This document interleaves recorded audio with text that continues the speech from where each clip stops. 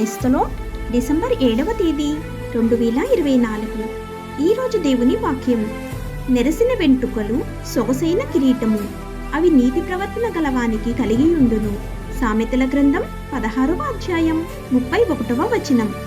ప్రియమైన సహోదరి సహోదరులారా, ఒక వ్యక్తి తన జీవిత కాలంలో తన పూర్ణ హృదయంతో దేవుణ్ణి విశ్వసించి అతని అన్ని మార్గాల్లో ప్రభువుని అంగీకరించినప్పుడు అతని నెరిసిన జుట్టు కిరీటంగా ఇవ్వబడింది. అది తరచుగా సుదీర్ఘమైన మరియు ఫలవంతమైన జీవితాన్ని ఇస్తుంది.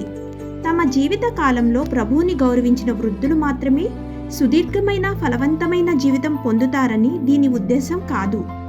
అలాగే జుట్టు నెరిసిపోయే వారిని మాత్రమే నీతిమంతులుగా పరిగణించబడతారని చెప్పటం లేదు. నీతి మార్గంలో ఉన్నప్పుడు అది మహిమ కిరీటమని తెలుసుకుని నెరిసిన తల లేదా కండరాలు కుంగిపోవడం వల్ల కలిగే ప్రయోజనాలను మనమందరం గుర్తిద్దాం. యవ్వనం గడిచిపోతున్నందుకు మనం బాధపడకుండా యేసు తిరుగు వచ్చినప్పుడు మనమందరం ఎప్పటికీ తరగని మహిమ కిరీటాన్ని పొందుకుంటాము. ఆమేన్. God bless you.